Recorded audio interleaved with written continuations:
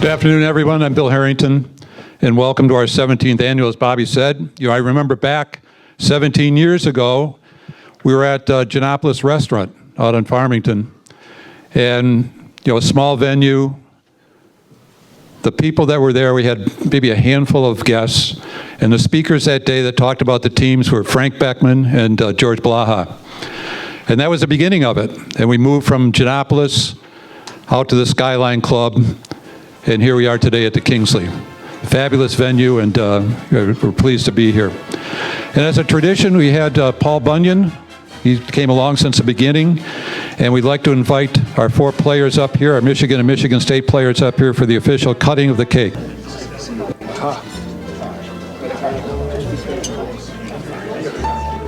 Okay, so we have them. We're ready. Paul, you're going to cut on the, well, wherever he cuts, if he cuts on the one side of the 50, the other side, that's a prediction. So Paul, get your axe ready. All you guys get ready to cut into your end zone. You're all cutting. You're cutting. Everybody getting closer. Wherever you want to cut. You can cut in the end zone. You can cut one of the footballs off. 3, 2, 1, cut.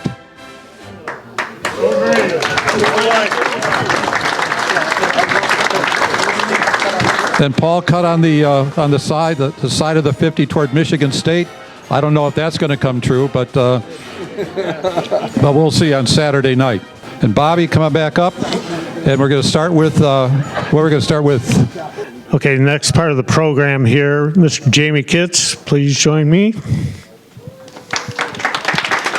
Jamie runs the media program at Montrose High School, and we've got 2 tables and 1 table full of students. So one of those students get a surprise today. We are announcing this will be the first year that we provide a scholarship to one of the students from Montrose. Jamie, read the bio of the student. Okay. I first want to thank the Detroit sports media and everybody that's here. My good friend that helped me develop the program at Montrose, Tom Skinner, told me about 15 years ago, you got to go to this Tablegate thing. It's just the really coolest thing. So we did, and we kept on coming. And I want to thank you guys so much for this honor. And this year's recipient is a senior, and she'll be headed to Asbury College. It's Ivory Briggs. She's a 3-year member. She's done some volleyball play-by-play, but she's our lead anchor for our news show. Congratulations, Ivory. Thank you. Bill, you want to come up too? Ivory, we'd like to thank you. Thank you.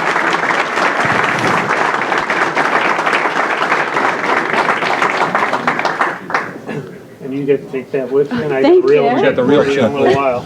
Okay, thank you so much. So Ivory is just provided with a $2,500 check to start her journey to higher education in the broadcast business. I will give Ivory a real check after we're done here.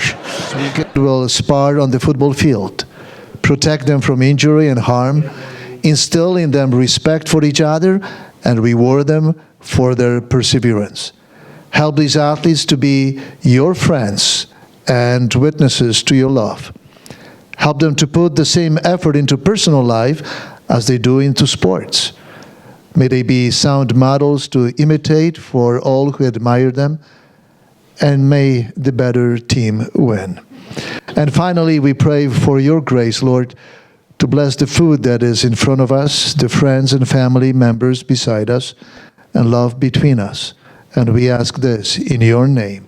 Amen. Amen. In the name of the Father, Son, the Holy Spirit. Amen. Bon appetit, everyone. Thank you, Father. Hello. Hello, everybody. But we started a tradition, and we kept it ever since, and we wanted really a professional broadcaster to come up here, a legendary guy to monitor, the guy that's been on TV forever, been on radio stations forever, someone that everybody knows that's knowledgeable of sports. So I called up Eli Zaret. Who else are you going to call? So here is the legendary and loquacious Eli Zaret. Half the people in this room are too young to remember me, but regardless, before we get started, silent auction is about to end, so please, if you want to get involved, go back there and put your name in. Yes, I've been doing this for 13 years, as ridiculous as that sounds, with no pay, and I guess the only reason I'm still here, I'm sure you're all tired of me by now. I'm not going to do the old jokes about how I would have gone to Michigan State if my board scores were better. I'm not going to play any of that game anymore. But anyway, it's a pleasure to be back. The rivalry is great. And before we get started, I do want to, this is now the Detroit Sports Media. It began as the Detroit Sports Broadcasters Club, and when I first got involved in 1975, that's 50 years ago, before even free agency existed in sports, the president of the Detroit Sports Broadcasters Club was Ray Lane. Ray died recently at 95. He was an idol of my generation that came up to follow him and Al Ackerman and Dave Dials and some of the legends. So let's have a moment of silence, if we can, for the great Ray Lane, one of Detroit's all-time beloved broadcasters.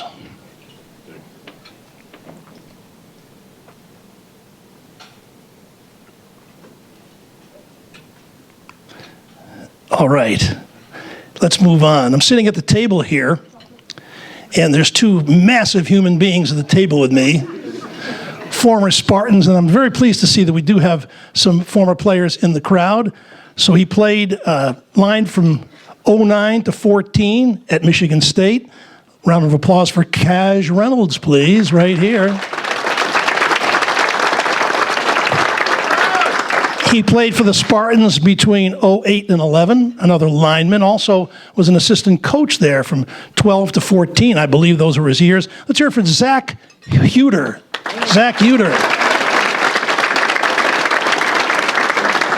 And two very unique guests, a former Wolverine and a Spartan who were brothers, but not teammates. They played opposite each other, and they've been guests at this event before.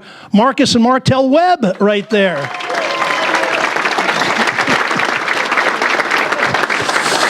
And a couple of my media associates in the crowd today. You know, I mentioned I started in 1975, and in 75, videotape didn't even exist. It was film at 11. And he's been videotaping, filming, and now, of course, we call them digital files. But he's followed Michigan football for all those decades and recorded the history of the team. Let's hear it for Art Volo, who is tireless and continues to join us. Former president of this esteemed organization, the Detroit Sports Media, also longtime columnist for the Detroit News, and began his career at the News as a beat writer for the Detroit Pistons in the bad boy era. Oh, the things he saw in those years. Let's hear it for Terry Foster over here. Terry Foster. And another media cohort of mine over the years.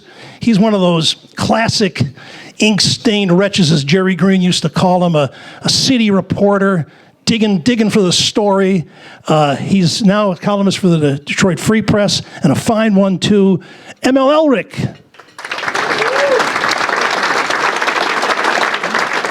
Of course, he also has a podcast, and I'm sure if I were to ask everybody in the room who has a podcast, probably all but one or two arms would go up.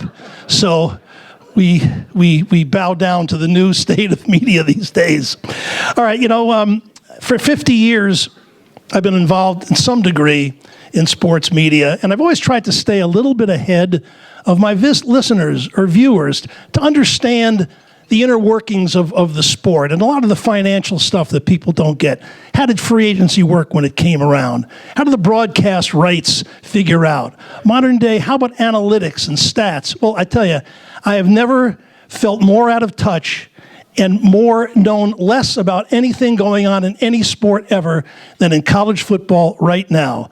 Who can figure out how any of this is working? But we're going to try and get down to that a little bit. And yet I would say, as crazy as it is and chaotic, there has never been a more fascinating era in college football than there is today. Crazy things happening. You got the number 1 and number 2 teams to begin the season that are out of the top 25 within 3 or 4 weeks. So there seems to be greater parity. You see 7 or 8 coaches already fired with being owed over $120 million to not coach. There's some crazy stuff going on right now. Texas A&M and Texas Tech have already laid out over $50 million to their male athletes this year. And yet, the new rule that began in July last year was $20.5 million for the entire team, which is crazy because Bryce Underwood makes $250,000 a game. And 5 years ago, if you'd given him a cab fare on the road, it was a violation, and you may get put him on probation for that. So a lot has really changed in the game, and the money is pretty wild. The first year I covered the Tigers, not that anybody cares, the minimum wage was $16,000, pretty short of Bryce's $250 a game. Anyway, a lot has changed since 2013 when I started emceeing this event. Think back to what was going on back then. Michigan State was in the midst of winning 7 of 8 games against Michigan under the coaching of Mark D'Antonio. It was a wild era, and at the same time, he took advantage from 8 to 14 of, and boy, don't you Greenies miss Mark D'Antonio now. That's just a little side note there. Back then, he was taking advantage of Rich Rod and Brady Hoke, and I'm sure nobody from Michigan really misses those guys, but that was the case back then. So they're gone. D'Antonio is gone. Jim Harbaugh is gone. He won a national championship and then left with the Connor Stallions stink following him out to L.A. So a lot has happened. Michigan State had to suffer through the Mel Tucker fiasco, and now Michigan and Sharon Moore and Jonathan Smith are trying to find their way in this particular climate. But we still have the rivalry, and it is still a great one. And let's introduce our guests today, who will shed some light on not just what may happen in this game, but also on their careers at Michigan and Michigan State.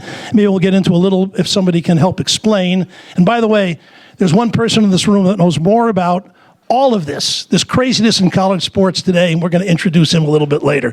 But let's start. Michigan linebacker from 88 to 90, and of the 3 years he was there, Michigan won twice. Younger brother of Jeff Cohen, who's a defensive back, played for Bo Schembechler. They both bled maize and blue. Let's hear it for Doug Cohen, right here at the front table. Come on up and take your seat, okay? Take a seat. 6'5", 325 pounds, an offensive lineman, nominated for the 2010 Michigan High School Athlete of the Year. Played at Lowell High, just east of Grand Rapids and not far from East Lansing. Won 3 letters at Michigan State.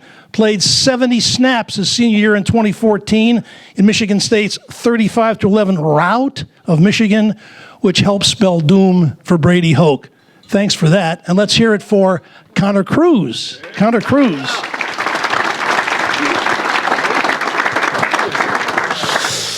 Over the wild state of affairs brought about by the NIL era, like I said, nobody knows more about what's going on behind the scenes and how this beast is working than our next guest, Jared Wangler, who started the Champions Circle. But that's after 5 years at Michigan. His brother played there. His father played there, like Doug Cohen. He bled maize and blue, played fullback and special teams for Michigan between 14 and 18, a 4-time academic All-American, interned to become an NFL Player Association rep, and here he is leading, helping create the Champions Circle. He was on the team 5 years, unfortunately, lost 4 of them in a tough year. What, 3? Just 3? I got that wrong. Okay. Let's hear it for Jared Wangler. Come on up, Jared.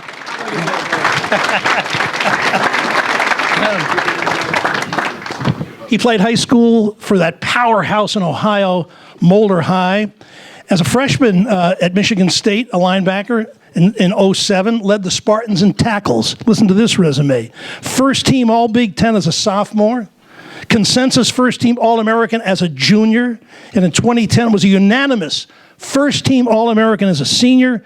Giants draft pick. He played in 16 games as a rookie and won a Super Bowl when the Giants upset those undefeated Patriots back in, what year was that? 2012, I think it was. That's before injuries, unfortunately, cut his pro career short. He won 3 out of 4 playing for Mark D'Antonio at Michigan State against Michigan. Let's welcome Greg Jones. Greg Jones.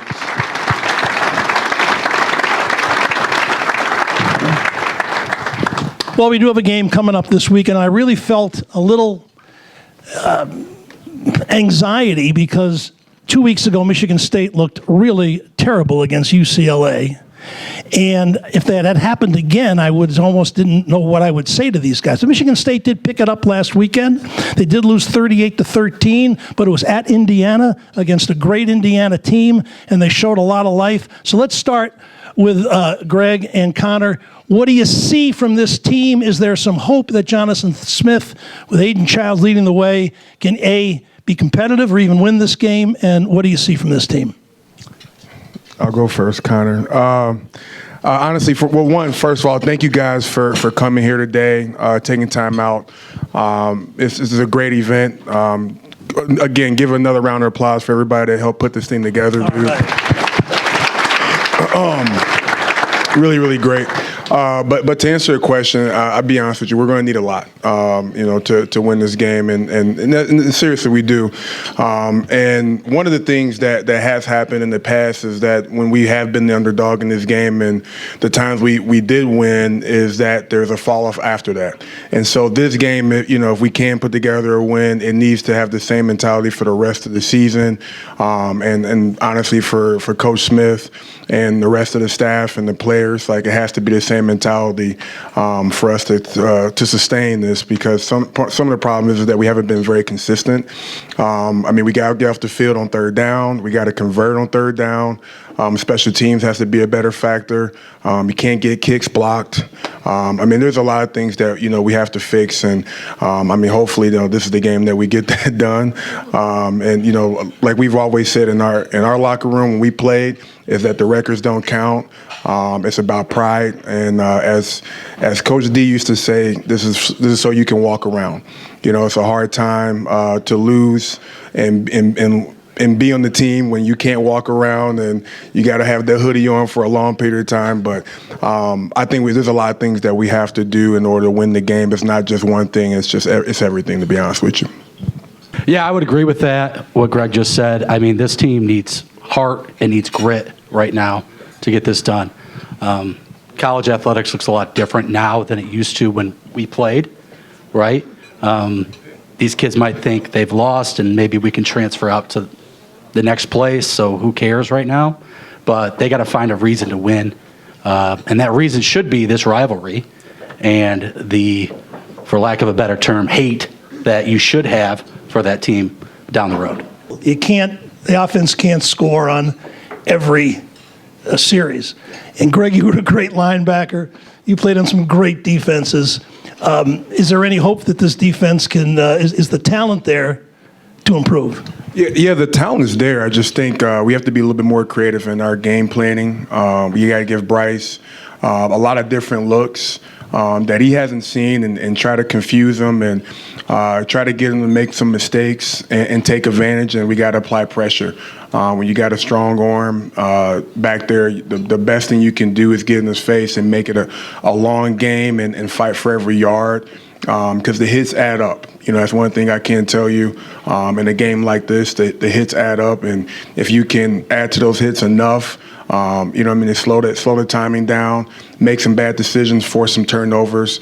I think we do have some of the pieces there to do that, though. But again, it starts with being consistent and trying to make them one-dimensional and taking away some of their options.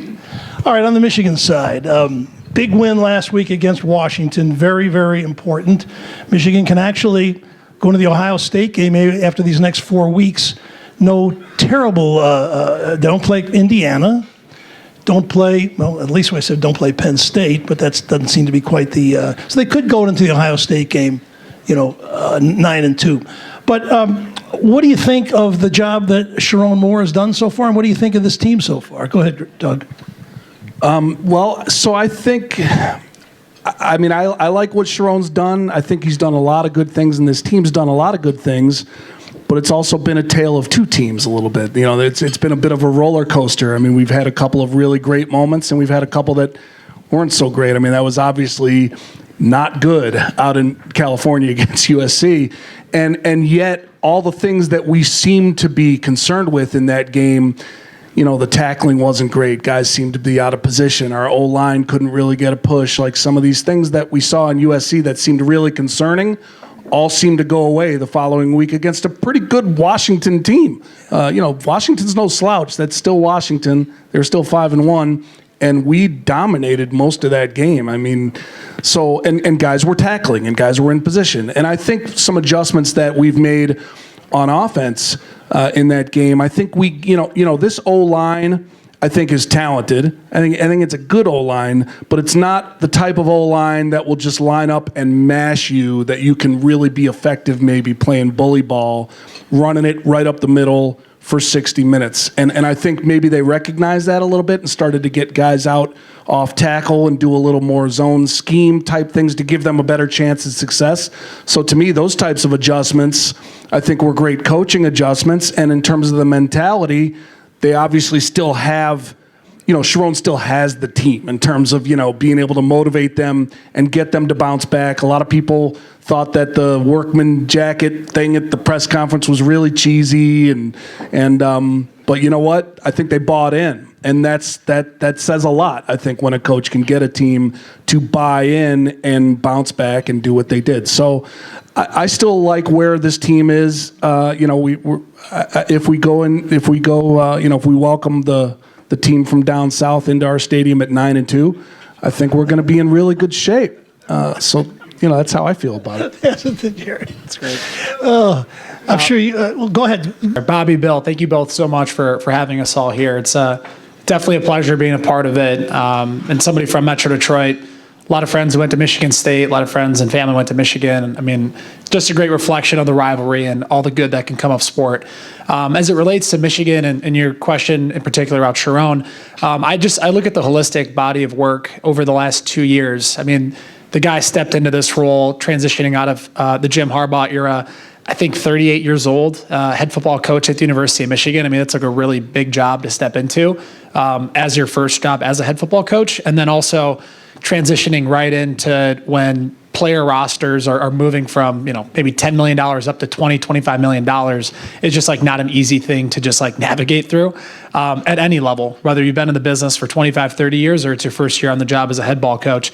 So I just think he's done a phenomenal job really keeping a great culture intact with the players. And you can look back to the 2024 season. It kind of felt like the team was on the ropes, losing that game to, I think we were at Indiana, which is like our last ugly loss of the year, but to come back and play Oregon down to the wire and then finish out the season on a strong note. I thought that was a great testament to who he is as a person, what he's been able to do to make adjustments, and then just keep the locker room intact and keep the guys fighting in something to believe in a world where you can pretty much leave at the end of each season and there's money flying around. So I just think he's done a tremendous job there. And then as you look at this season, I thought that Washington game was, again, another great reflection of him, because coming out of USC, there was the pitchforks that were being wound up and all the narratives being thrown out there. But the team came out, they played together, they blocked better, they tackled better, they executed better. So I think Sharon's done a great job. And I think going through the remainder of the season, we got Michigan State, which is going to give us their best game of the season, as they always do. I think that's going to be a great matchup. I'm excited to watch that. And then we'll see where the season goes from there. But overall, pretty excited about what he's been able to do. Well, yeah, the rivalry is certainly something we all cherish in Michigan. It's been going on since 1898, against when Michigan State was an agricultural college at the time. And so it's kind of in our blood and everything. And we hear all about what it's like to be in that game and the hatred between the players, even though they know each other, but how important it is to win this game for the walking around, as Greg said. You guys got any particular memories of a game you played in, maybe what it was like the first time you were on the field for a Michigan State game? Is it different? And anything come to mind? Go ahead, Connor. I'd say the whole week is different. I mean, you prepare for every game almost the same way, right? You watch all the film, you practice hard, but this overwhelming feeling of we have to beat this team more than anything, and not just beat them, like beat them, if you know what I mean. Like not in the tunnel, just beat them. Not in the tunnel. That was unfortunate that happened, but had to throw that in. Sorry. But this overwhelming feeling came over you, right, for the whole week, and the preparation was more dialed in. You were ready to go more than ever. You goof around. You saw us earlier goofing around, right? You still do that pregame and stuff, but for the Michigan game, that didn't really happen. I mean, everybody was dialed into what they were doing, thinking about the film that they've watched, going over the plays in their head. The preparation is just different because, like Greg said, and what Coach D said, and Kirk Cousins said it on a podcast, you either walk the streets or you walk the alley of your hometown. And if you win that game, you get to walk the streets because you get to wear that Spartan. You get to say, we beat Michigan for that whole year until the next year when you get to do it again. So, Greg, you came from Ohio. These guys are all local ones. You did not grow up with this rivalry. D'Antonio recruited you, I assume, out at Mulder High. And you must have had a sense of what the game would be like. Was it any different when you got there and played in it? And what are your recollections of the first, feeling that this is the rivalry and I'm in it now and here's what it's like? My senior captains were Caleb Thornhill and Travis Key.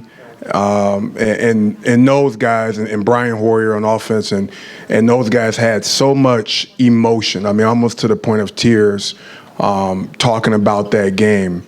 And some of those guys had never won, in that standpoint. So that game was, that first one was very, very emotional. It happened to be the game that we were winning the whole time. Yes. And happened to come up short. And then myself, along with other guys here, decided to not let that happen again during my era. And honestly, though, in talking about the preparation, and the one thing at first I couldn't think of the stories, then he said that we had Tony Lippett, who played for a long time, played in the NFL for a while, dress up as Denard Robinson, dreads and all. Okay, I don't know if you guys remember that. He had fake dreads coming out the back, the whole thing. And to be very honest with you, that first day of practice, Tony Lippett destroyed us. And he's talking about like joking around, stopping, and it was. I challenged some guys who were, stood in my wedding and best friends on that game. I challenged them in the locker room. We had those serious conversations. And I'm happy I did those things because those things turned into wins. And I think those are the life lessons that we start to learn from this game. And not to get, too deep, but those are the things that we learn, to get some things accomplished. And I'm hoping that, I know both sides are going to do it, but especially on our side, I'm hoping that those conversations are happening, those challenges are happening. So you're talking your freshman year, that was when Michigan came back from two touchdowns we down. were winning the whole game, yeah. 28-24 victory after then Mike Hart made the famous little brother comment that D'Antonio brilliantly leaped upon, the pride before the fall and all that. Yeah. So you're saying after that game, you because after the next 3 years you won handily. That's right. So you talked to players for not giving enough after the game. Is that what you're saying? I talked to players not giving enough in practice. Oh, okay. And one of the things that I work with a lot of young guys now in my programs, and I always remind them, you practice more than you play.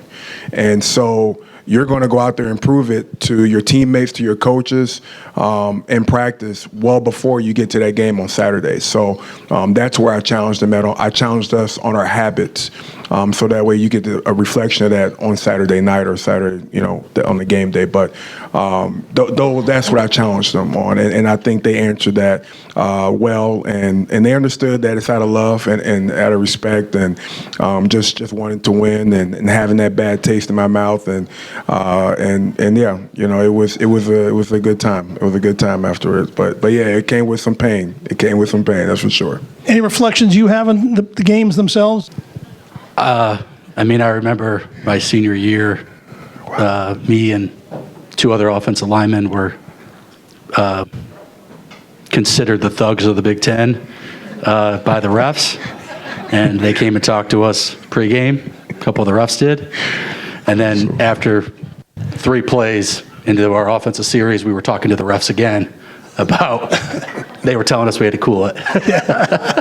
But You guys go back. You as the oldest member of the group here, You were on the Wolverines in 88 and 90. That's, of course, was the last few years of the Bo Schembechler era. And you won 2 out of 3 of those games. What do you remember? What was it different in Michigan State week with Bo? Yeah, well, it was definitely different. And my first exposure to that, my freshman year, we played all 3 of our rivals really that season. One of them we share with Michigan State. Notre Dame is a big Michigan State rival, as is their rival of ours too. And we opened with Notre Dame, but it was Michigan State that was the first game that I remember where it was different. It was different in the building. When we walked into the building, I think they had already had it decorated with green and white streamers, and there was green and white all over the building. Down on the demonstration team on the defense, for you Spartans who've been around for a while, I was Carlos Jenkins that week, and we taped up our helmets. We taped them to look like Michigan State helmets with green and white tape, and there was a buzz, in the building. You could just feel the prep and the seriousness of that whole week. And I'll tell you another little funny story. So one of my teammates who was my class, Doug Skeen, who had a nice career, started for the Patriots for a bit, and he got to be Tony Mandarich that week. And I picture Doug thinking, wow, they think enough of me to make me Mandarich. Hey, Mom and Dad, I'm Tony Mandarich this week. I don't think he was real happy by the end of that week to be Tony Mandarich, because Tony Mandarich was the target, and we were just freshmen. I just remember we had a practice up at the stadium, and I just remember looking down to the other end of the field, and in my mind's eye, I can picture and remember Mike Teeter, who was a beast, a defensive tackle for us, who played for the Colts. I seem to remember watching him looking down at the other end, literally picking up Skeen and body slamming him on the turf. So I don't think Skeen enjoyed being Mandarich that week, but that was the intensity of the practices that week. Everything was more intense, and we took that game very seriously. Well, Jared, you grew up with Michigan in your family. Your father, John, was a great quarterback in the early 80s. In fact, when Lee Corso resigned, this is just a side story. I'm sure you saw the play. When Lee Corso resigned, I thought about it because I believe it was the 82 or 83 game, where Anthony Carter, with no time left, caught a 45-yard touchdown pass to beat Indiana, and Lee Corso tearing up the sidelines because Michigan, I think somebody fumbled out of bounds. They didn't call it on him. So, who was it? Yeah. Lateral out of bounds. Yeah. I think it was Russell Davis. But anyway, so you grew up with the Michigan State game in your family. Your father played in it. So what was it like as a teenager and then turning into an actual Michigan player yourself and playing in the game? I'd say as a kid growing up, it's what you dream of playing in, right? To me, playing college football was always the goal. Playing at Michigan was the goal. They actually didn't really start recruiting me until about a year before, a year before I committed. I was really getting recruited by pretty much every other Big Ten school except for Ohio State. So D'Antonio, Michigan State offered me before Michigan did, and I really came down to Michigan State and Penn State before I committed to Penn State, and then ultimately Michigan came in very late. I think they knew there was like an inside recruiter inside my home. They could probably flip me at the last minute. But going to Michigan and being able to play in the rivalry game meant a lot to me personally. And just being from the area, having kind of grown up playing in the Catholic League, playing in the 7-on-7 circuit, doing the camps. I mean, there's just a lot of recognition amongst both rosters. And what I loved about D'Antonio and his strategy, I mean, they recruited a lot of Midwest guys, a lot of kids from Detroit, and that rivalry meant a lot to them. And being at Michigan, where I feel like they do still recruit the Midwest hard, they recruit Detroit hard, there was still more of a national footprint. And so I'll never forget the Jordan Lewises, the Royce Jenkins Stones. I mean, a lot of our guys that were major contributors on those teams when I was a freshman were treating that game like the Super Bowl, and going to our out-of-state guys. It's like, no, you don't understand. I have to live here, right? Like Aaron Burbridge, who I'm lining up against, him and I will be in the same circles forever, and I am not going to lose this game. And that type of tenacity from your leadership, I just thought that it really set the tone in our locker room. And it got to the point where you've got guys cussing out GAs being like, hey, I need better looks from the scout team. It's week 8, week 9 of the season. these freshmen are starting to lull a little bit. Like, I need them tuned up to compete in this practice because I need the best look possible. If I'm going to go and toe up to the guy I've known since the PAL, or I know since middle school football. And to me, that's what's so unique and great about this rivalry, is that you've got these two powerhouse college football programs that traditionally get the best kids from the state of Michigan, and that carries and means something to them in the rivalry games. And so, like, just being able to educate your teammates from out of state, like, why does this mean so much? To draw the correlations to the guys in Ohio that, oh, like, that's my equivalent of Moeller and whomever is in Cincy. That's our rivalry. Like, that's the type of stuff we were educating our guys from South Florida or California on. And I just felt like that kind of fed into it, because then, they're talking trash on social media, backing each other up, but there's still friendships between the teams, and you don't really get that against other conference opponents. You may get a little bit of that with Ohio State, a little bit of that with Penn State, but there's just nothing like that connection between the Michigan and Michigan State rivalry, which I just think kind of fuels to it and adds a cool element. So that's what stuck out the most to me, is just like, we had guys, and me being from Metro Detroit, like, I didn't want to lose those games. And I lost 3 of them. We won 2, but like, I've got my friends who will never let me forget that, right? Like, guys I grew up with, Matt Sokol would be like a good equivalent. Like, him and I were the same class. We grew up training together, played against each other, always root for each other's success, but he'll always have that over me, right? And that always in the back of my head, like, bothers me a little bit. But that's the beauty of the rivalry. Yeah, I hadn't thought of that. A couple of years ago, I asked a terrible question at this event. Like, Connor Cook is at the other, boy, isn't this a better venue than the other one? If anybody's been to the previous ones at the town center. But Connor Cook who had a great career at Michigan State, played in the pros, outstanding quarterback. And I tried to throw a kind of a softball question, because to me, this Michigan State game is about, to me, it's about love. It's that we love that we have this rivalry. We love that members of our family went to one school or the other, and we still love each other. We can watch this game and root heartily for our team, but when it's over, and we're still one big happy family. So I said to Connor Cook, this game is more about love, isn't it? And he looked at me like I was the biggest idiot in the world. He says, no, it's about hate. And that's what always fascinated me, because you guys respect each other. You played against each other. The game is over, and if you're not fighting in the tunnel, you shake each other's hands, and you see each other elsewhere. But that's a good question too, and I'm going to kind of morph into that. Has the rivalry gotten uglier than when you played? Is it just part of social media today? Is it the nature of young men today? I don't know. But some of the off the field and the social media stuff has gotten so ugly in recent years, and we had the fight, and last year I think Khalil Mullins was accused of stomping some state guy in the head. So nasty stuff happens. Has it gotten uglier, do you think, or is that a bad perception? I don't think anybody before the social media era wanted any of that stuff to be known. Like, nobody. There were things that were said and done, and I don't think anybody wanted those things to come to light on any rivalry in any conference, high school or college, or especially pro. So I just think some of those things are now just broadcasted so regularly now, and I think that's the hard part. And me and Jared talking about this earlier. That's the hard part of being an athlete, in college now. I mean, you are, whether you like it or not, you are of some celebrity status, and so everything you do and say is being watched and televised. There's always a camera.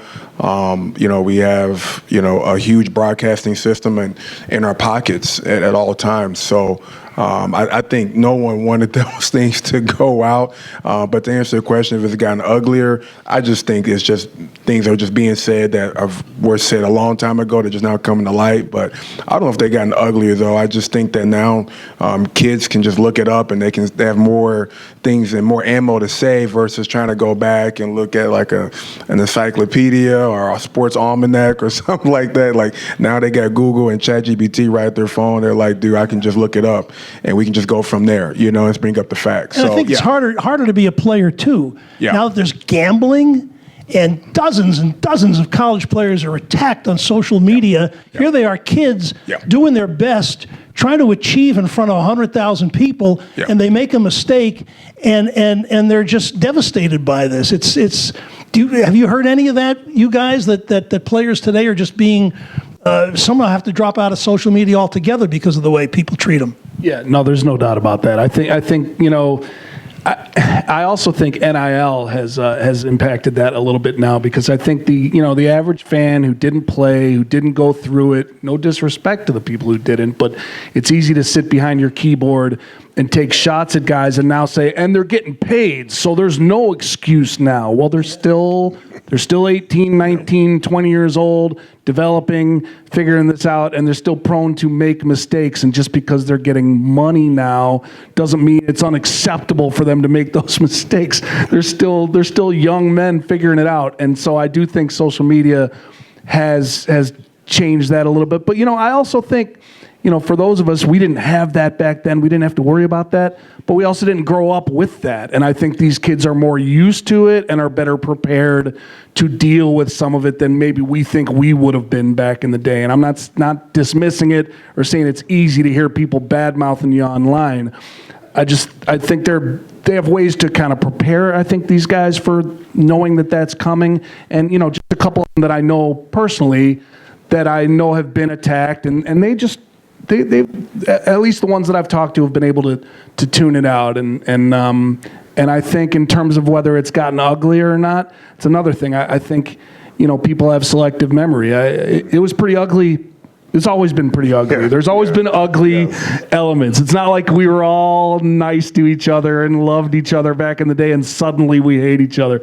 It's always been a pretty intense rivalry, and I don't think that part has changed that much. It's just you see more of it online now. I saw Tom Brady just the other day. I was flipping through, and he was being interviewed by Joel Klatt, and he was talking about the pressure on players today beyond this. He said, we got a $400, allowance to buy pizza and stuff, and that was great. It was, life was uncomplicated now. I can't imagine what it's like when I was 18 years old, a freshman at Michigan. Are you kidding? I don't want to say the things that were on my mind back then, but I can't imagine. I can't imagine to be being. I mean, what does an 18-year-old know about money? Nothing. No. Nothing. My mother gave me, $50 to put in the Ann Arbor bank that I lived off for like a month or 2 months. So as that complicated, and you got kids transferring all the time. The biggest complaint I get from fans is I don't know who's on my team anymore. I don't know who's here anymore.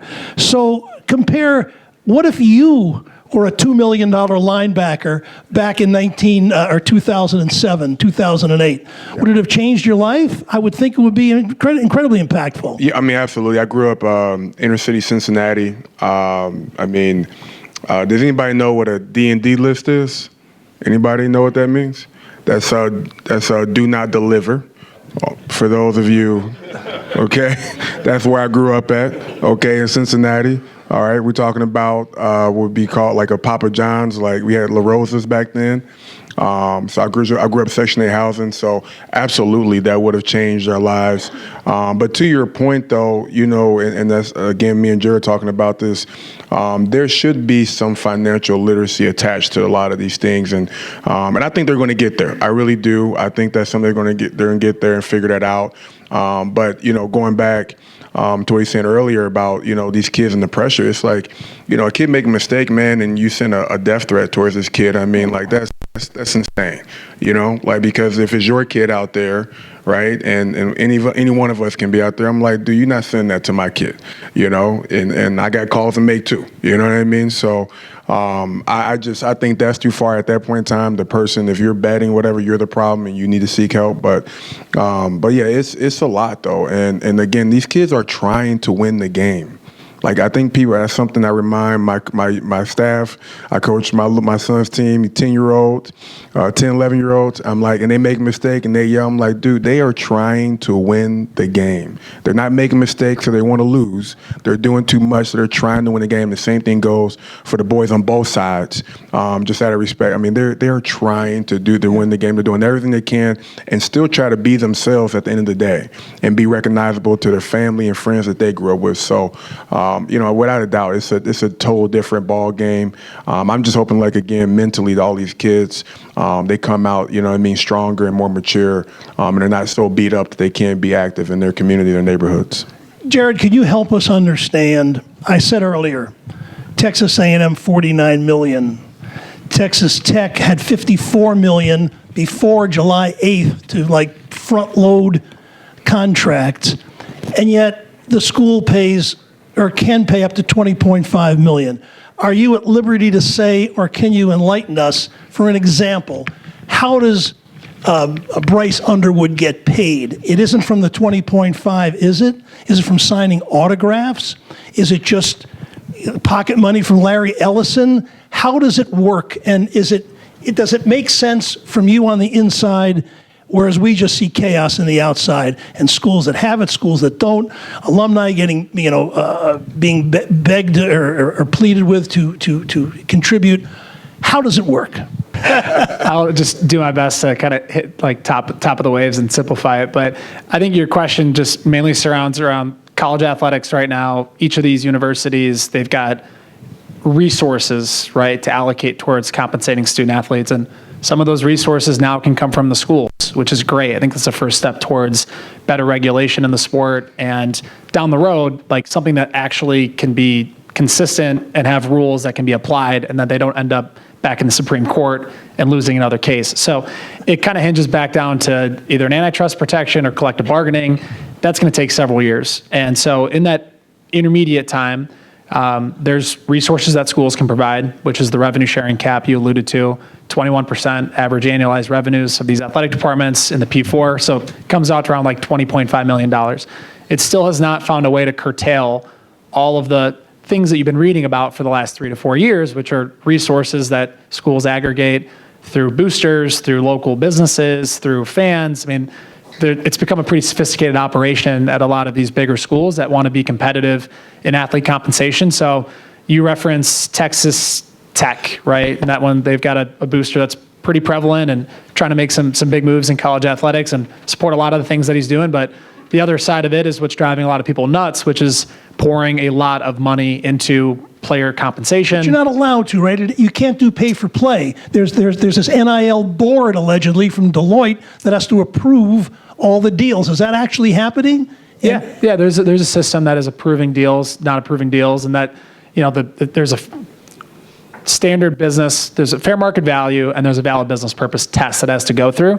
That still doesn't prevent booster-owned businesses from contracting with student athletes and aggregating that through like a third-party company, which most schools are either doing it through your multimedia rights partner, so like a Learfield or a Playfly or JMI typically handle the corporate sponsorships, or they do it through what coined as like collectives. So some of those have rebranded as athlete marketing agencies, but it's kind of like a third-party fund that schools are using to compensate players above the cap.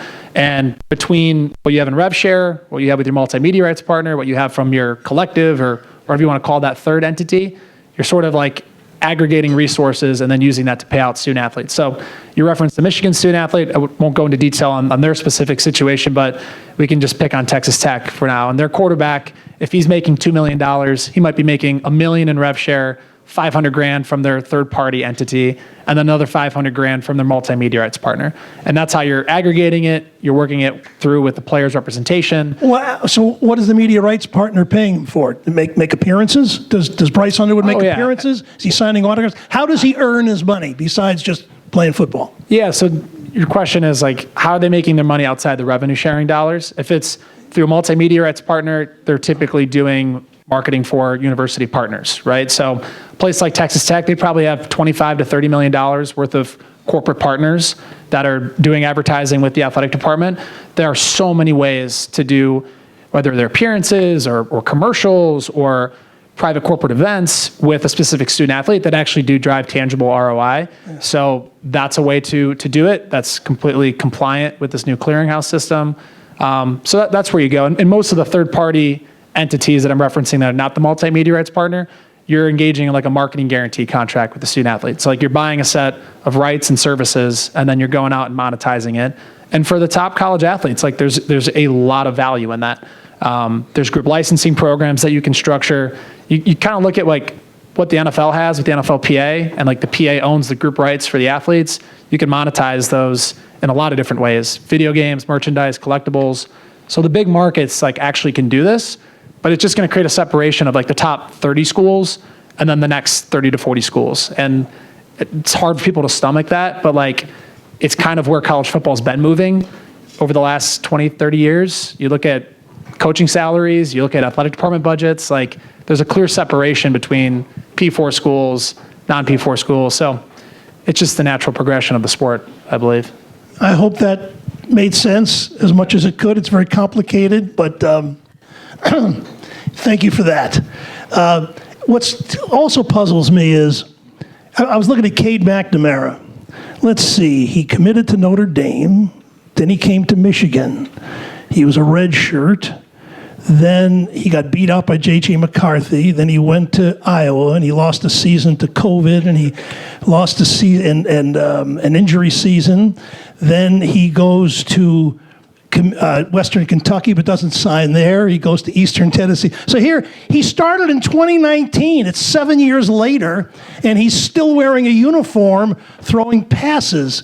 Isn't it kind of crazy? And how do you keep the college in college football? I mean, how do you get a degree from 7 different schools? Yeah. Anyway, go ahead. Well, I think the eligibility aspect of it hinges back towards there being a set of rules that are defensible in court. And I think right now, it's not defensible in court. There's a loss of value if you're limiting somebody's eligibility, which I'm not saying I support that. Like, I do think college athletics is special because people can recognize it for what it is. These are degree-seeking students, typically ages 18 to 22 years old. Like, that makes sense, and I think that's what the spirit of the sport is meant to be. But I think the Louisville basketball just plucked a player from the G League who's 21 years old, but he's been playing pro sports ostensibly for 2 years.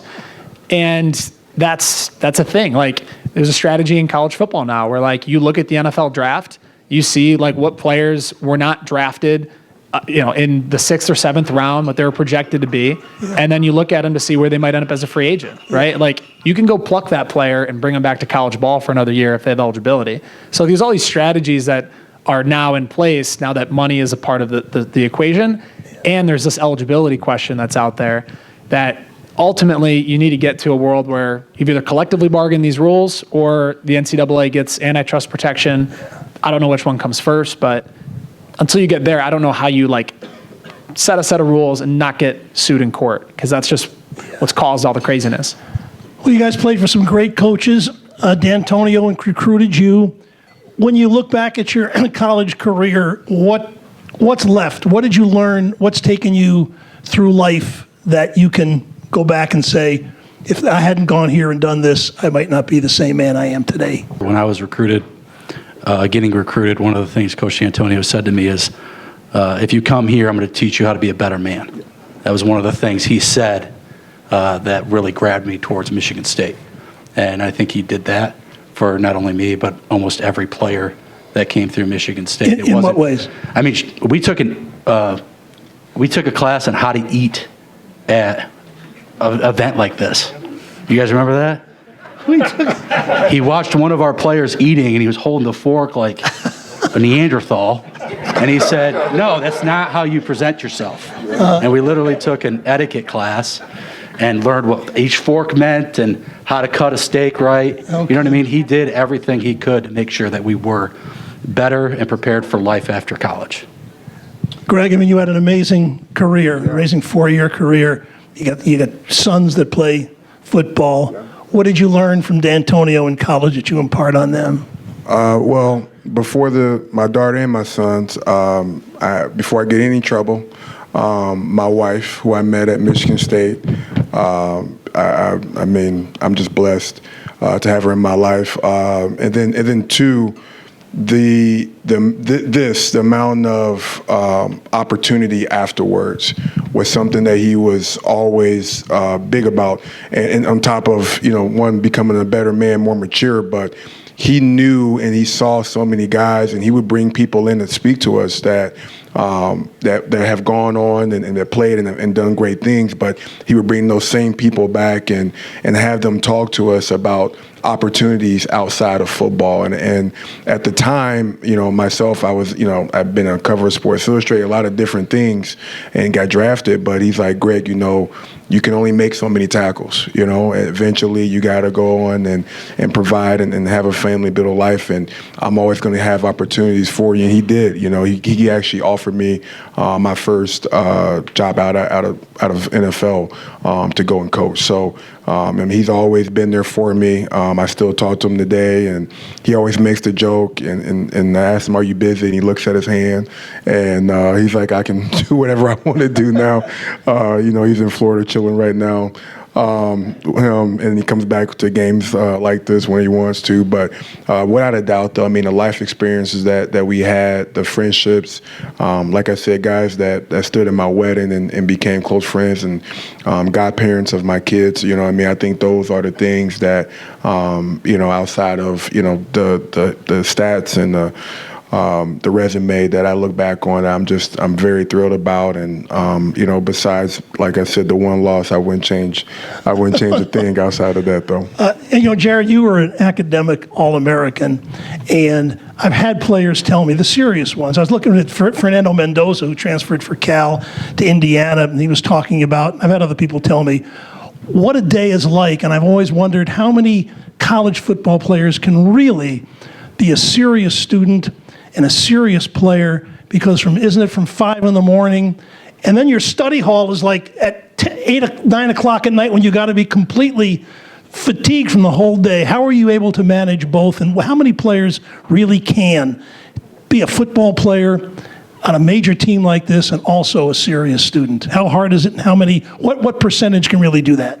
Yeah, well, first, I do want to just make a quick correction. I love the academic achievements. I was not an All-American, but I was All-Conference, so I'll start there. But to your question about just how do you manage everything that comes along with being a college football player at a place like the University of Michigan or a place like Michigan State, it is a competitive and rigorous space to be in. Like, your identity coming in, because you work so hard in high school, is to be a good student, but it's to be a really competitive football player. And so you're doing everything you can to try to keep up in the weight room, keep up in the playbook, keep up on the practice field. And on top of that, you're also balancing a very rigorous academic schedule that is really difficult for a lot of student athletes to really get their footing on. So, you see some student athletes that really struggle to either get the football side of it right or get the academic side of it right or the social side of it right. And I think it just comes back down to like a support system and really understanding kind of where to lean on certain people. And I think Michigan does an outstanding job of it. My friends went to Michigan State. I know they do an outstanding job of it. But it's like the director of player development within like your football program. That person is so important because their job is to make sure that each one of those 18 to 22-year-olds, like, your head is on straight. And then it's the head football coach, like, top down. How are we caring about these individuals as more than just football players, right? They're not just the means to the end for us to get wins and get better salaries. Like, these are real people that we're developing and have them at a very impressionable time of their life. So just back to my experience at Michigan, I thought Jim Harbaugh did such an incredible job of really leaning into, like, you as a person outside of being a football player, because he knows that there's only a small window of your life where you be a football player. What are you going to be 40 years from now? Like, I think he really took that Bo Schembechler, you judge your team 40 years from now, not just the 4-year window when you were there. So that's what I loved about my experience, is that, I kind of knew by my sophomore year, 2 knee surgeries in, that like college football is where I was topping out. And at that same time, I had coaches that were really investing into me as a person. I wasn't the Greg Jones player out there, making 20 tackles in a game. Like, I was playing special teams and really grinding to compete. But there's a lot of players on the roster that's like their role, right? And like, you can win with that if you have a great mix. So I think that is like the best part about college athletics, is like, if you're there, the resources that are around you, you can really maximize that opportunity. And to me, football was like the vehicle, because I knew I wanted to get into business and I wanted to kind of start my path there. So I think that is the best part about college athletics. There's such a robust ecosystem of people to lean on. You just have to have the vulnerability or like the people to encourage you to reach out. Because a lot of athletes, it's just like you try to internalize everything and just power through everything yourself. And especially in today's day and age, where like the business element is part of it too, like, you got to have a good support system. So I think that's like the key to at least in our time, like being a good student athlete was like lean on your resources. Now it's like business, student, athlete, like you got to have a good team around you. Well, we got the game coming up on Saturday. I suppose we can wrap it up by saying, what are your hopes? What are you hoping to see? Besides, maybe we shouldn't. I think the Spartans are a 12.5-point underdog, and you already went into that. So I'm going to go back a second. You played for Bo, and he's a legend. And I was a freshman there or sophomore when Bo came to be the coach, and I had a little bit of a relationship over the years. He was a tough guy, man. You didn't fall into line, even as a media member, and it wasn't pretty. But you grew up with your brother in the program. What'd you learn from Bo, other than the fact that he's got a very loud voice when you do something wrong? No doubt about it. I think, there was definitely a little fear there. Like, you could be walking down to the building knowing that you started out 10 minutes early, but if you walked, a half a mile and didn't see anybody else, you started to get freaked out that maybe you were actually late, because that's how terrified you were of being late to a meeting. Like, there was a little fear there. But at the same time, one thing I definitely learned from Bo was that, Bo taught me, I think, really to care about people individually and to be present. And I think all of us know people that when you're talking to them, maybe they're kind of looking past you at an event, like to see who else they need to talk to that might be more important than you, or something like that. Not everybody's present and paying attention to what you have to say. And with Bo, the team, he instilled that into the program and lived it, and it didn't matter who you were on the team. If you had an issue, he would stop what he was doing and take the time to dedicate that attention to you. And he was present, and he listened, and he helped, and it didn't matter if you were, Trip Wellborn or, Doug Cohen. It didn't matter. And I had a few instances like that. I mean, I got hurt my sophomore year, and I had some time up at Michigan after I didn't make it back from that injury where I had no football, and I struggled. I helped out with the team. I helped out in the weight room, but I struggled for a little bit there, and Bo took the time to have a couple of one-on-one conversations with me where he really kind of just helped give me a little bit of perspective. He took the time. He cared about that. So I think that's something that I try to take away is to try to be present, when you're talking to somebody, and that everybody matters and everybody's important. I think that's a great lesson. And I think the other thing I wanted to mention when it comes to, academics and having to do academics and football, I'll tell you what, it was after I got hurt and football was taken away from me, and I had all that extra time on my hands, that I became less productive. It was when I didn't have a lot of extra free time and everything was scheduled for me, and as hard as it was, because it was the hardest thing I've ever done, but you got done what you had to get done when you had the time to do it, because you didn't have any other time to do it. So I think that structure of playing ball helps you academically, actually, even as hard as it is. Well, it was a very enlightening conversation. I hope you guys got something out of it. Let's hear it from our four-man panel here. And before we close the event, Bill Harrington would like to say a few words, and I believe the raffle is upcoming. The raffle is, and Bobby, I'm going to give away some door prizes live up here right now. The rest of the door prizes are all listed on whiteboard outside, so if you don't get called up here, check the whiteboard to have another prize out there. We've got about 25, 30 plus prizes out there, and I've got 5 or 6 to give away up here. So what I'm going to do is I'm going to grab door prizes first, and then I'll have you guys each draw a ticket, and we'll call out those numbers. Just hand them to Bill, and we'll go about that way. and the 50-50 last. Okay, at this point, one, I like to thank everybody for showing up, but we can't do this without our sponsors. Golden Limousine, this up front at the table here. Uncle Ray's Chips, you've seen the chips everywhere.